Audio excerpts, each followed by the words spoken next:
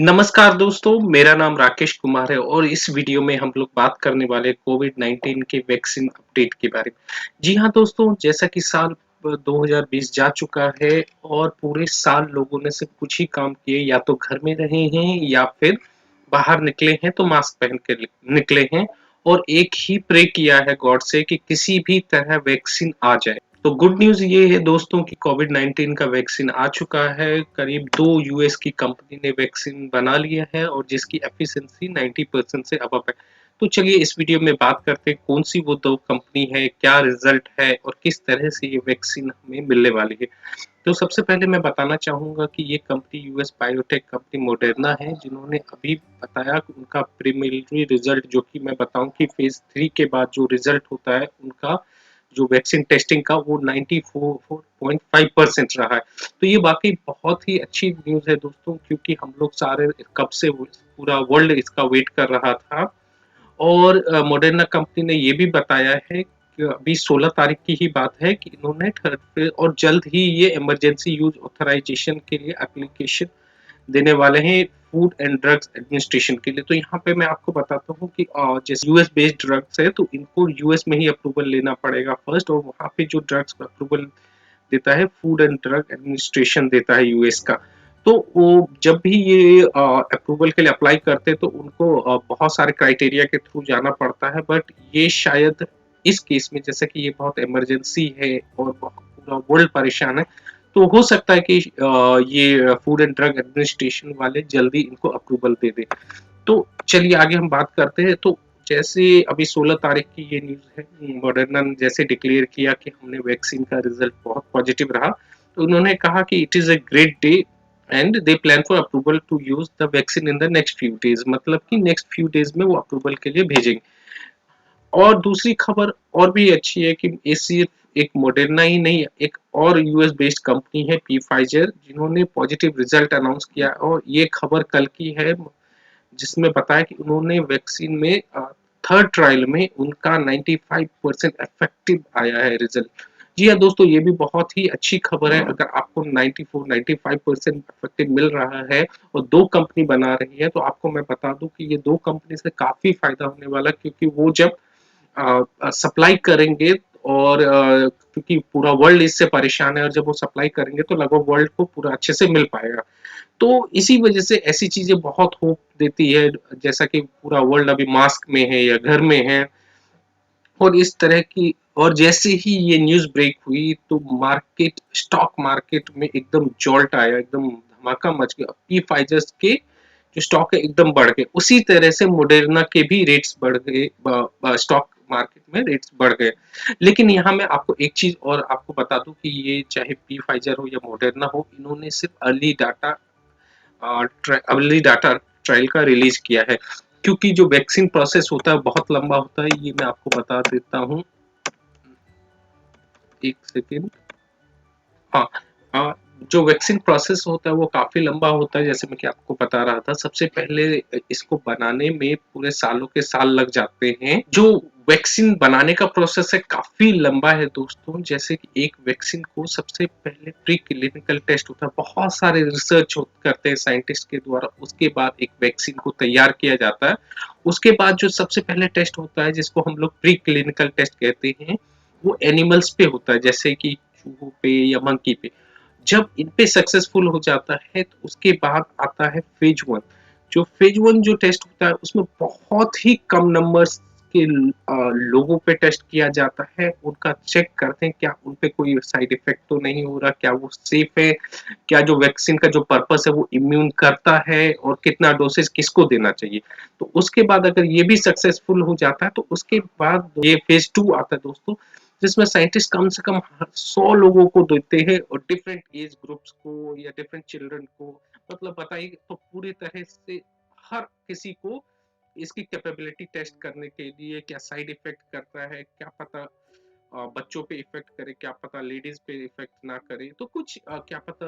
उसी तरह से दोस्तों जो फेज 3 होता है वो सबसे फाइनल फेज कहा जाता है, और इसमें सबसे ज्यादा लोगों पर ट्रायल होता है। और उसमें कहा जाता है कि थाउजेंड्स ऑफ लोगों में ये टेस्ट किया जाता है और देखा जाता है कि कौन इन्फेक्टेड हुआ है, कौन नहीं हुआ है। और तो दोस्तों, जैसे मैंने बताया कि 2 कंपनीज़ मॉडर्ना और फाइज़र दोनों ही वैक्सीन लेके आ रहे हैं, लेकिन मॉडर्ना की वैक्सीन से काफ़ी सेंसेशन क्रिएट हुआ है, काफ़ी बड़ी न्यूज़ बनी है। तो अब जैसा कि वैक्सीन दोनों कंपनीज लेके आ रहे हैं और सिर्फ मॉडर्ना क्यों इतना सेंसेशन क्रिएट कर रहा है, तो चलिए उसके बारे में पढ़ते हैं, हम लोग थोड़ा सा जानते हैं। सबसे बड़ी बात है, तो सबसे बड़े जो फायदा है या जो सबसे बड़ा एडवांटेज जो मॉडर्ना के पास जाता है, लॉजिस्टिकल चैलेंज। लॉजिस्टिकल चैलेंज दोस्तों, जैसे कि वैक्सीन कैसे हैंडल करे या कैसे सप्लाई करे या कैसे उसको प्रिजर्व करे। तो मैं यहाँ पे पी फाइजर और मॉडर्ना दोनों को कंपेयर करना चाहूंगा कि कैसे मॉडर्ना यहाँ पे थोड़ा सा आगे है। पी फाइजर जो है वो -80 डिग्री में स्टोर करना पड़ेगा, तो ये -80 डिग्री चलिए इमरजेंसी में कर सकते हैं, बट इसको करना बहुत ही बड़ा चैलेंज होगा। और खास करके उन कंट्रीज के पास जिनके पास थोड़ा सा लॉजिस्टिकली प्रॉब्लम्स है, जिनके पास स्टोर करने में या वो करने में, या जो भी गरीब कंट्रीज है। डेवलप कंट्री तो कर लेगा, बट गरीब कंट्रियों के लिए काफी मुश्किल होगा। बट वहीं पे जो मॉडर्ना वैक्सीन है, वो उसको सिर्फ हम 2 डिग्री से 8 डिग्री सेल्सियस में रख सकते हैं और ये 30 डेज तक रह सकता है। जबकि ऐसा पी फाइजर के केस में नहीं है, वो -80 डिग्री कम से कम उसको चाहिए। और दूसरा मॉडर्ना वैक्सीन का एक और फायदा है दोस्तों कि ये 6 महीने तक -20 डिग्री में रह सकता है और 12 घंटे तक रूम टेम्परेचर। तो ये वाकई ये बहुत बड़ी न्यूज है जो कंट्रीज के बारे में, क्योंकि इसको लोकल हम स्टैंडर्ड रेफ्रिजरेटर जो आम जो लोग मेडिकली रेफ्रिजरेटर वगैरह में यूज करते हैं, उनके लिए ये स्टोर करा सकता है मॉडर्ना। जबकि अगर हम पी फाइजर की बात करें, बेशक उसका 95% आया है रिजल्ट, बट वो थोड़ा सा चैलेंज होगा या थोड़ा ज्यादा काम करना होगा या थोड़ा सा काफी चैलेंजिंग होगा यहाँ। और दूसरा इसका फायदा होगा, जो मॉडर्ना का फायदा होगा कि ये लार्ज पॉपुलेशन में बहुत ही आराम से डिस्ट्रीब्यूट हो जाएगा, जैसे कि इसमें हमें वो चैलेंजेस आए हैं। तो थोड़ा सा मैं देख कंपेयर कर लेते हैं, ये डाटा मैंने बीबीसी से लिया है। जैसे कि नाम मॉडर्ना है और की Pfizer BioNTech company, BioNTech German की है, दोनों मिलके बना रहे हैं कोविड-19 vaccine. Type RNA virus genetic code है, इसका भी वायरस वायरस जेनेटिक कोड है। और डोजेस 2 इंजेक्शन 21 दिन में देना पड़ता है इनको, 2 इंजेक्शन 4 वीक्स में, तो लगभग सेम ही है यहाँ पे। इफेक्टिव ये 90% बता रहा है, जबकि अभी तीसरा जो अभी लेटेस्ट अपडेट है कि 95% बताया है थर्ड फेज के बारे में, और ये भी 95 बता रहा है, तो कोई ज्यादा अंतर है नहीं। और इसका स्टोरेज जो बता रहे हैं ये -75 डिग्री, और इसका -20 डिग्री अप टू 6 मंथ। तो यहाँ पे भी आप देख सकते हैं मॉडर्ना वैक्सीन का काफी फायदा है। तो मैं यहाँ पे मॉडर्ना के ट्रायल के बारे में बताऊंगा। जैसे कि ट्रायल जो हुआ था अभी 30,000 लोगों में हुआ था, और साइंटिस्ट ने रेंडमली कुछ लोगों को चुना था, उनमें से कुछ को मॉडर्ना की वैक्सीन दी थी और कुछ को प्लेसिबो दिया था। प्लेसिबो दोस्तों होता है डमी इंजेक्शन, मतलब कि जिसको हम देते हैं उनको पता नहीं होता कि ये इंजेक्शन मॉडर्ना की है या कोई भी ऐसे डमी, मतलब कुछ भी दे दो। जब ट्रायल होने के बाद कुछ वॉलंटियर्स बीमार पड़े, और उसमें से जो चेक किया तो 95 जो पार्टिसिपेंट वॉलंटियर्स थे जो बीमार पड़े हैं, उनको 90 उनमें से प्लेसिबो था, मतलब कि डमी इंजेक्शन था। उनको मॉडर्ना का वैक्सीन नहीं दिया गया था, उनको कोई भी और वैक्सीन दे दिया गया था। और उनमें से सिर्फ 5 ही लोग ऐसे थे जिनको वैक्सीन दिया, लेकिन वो तो भी बीमार पड़े। तो उसी बेस पे स्टडी पे उन्होंने 94.5% इफेक्टिव अपना बताया। दूसरा, जैसे कि 94.5, तो अब कोई भी वैक्सीन अप्रूवल के लिए जो यूएस का फूड एंड ड्रग एडमिनिस्ट्रेशन है, उनको अप्रूवल के लिए कम से कम 50% चाहिए, जो कि हम देख सकते हैं कि 94.5%।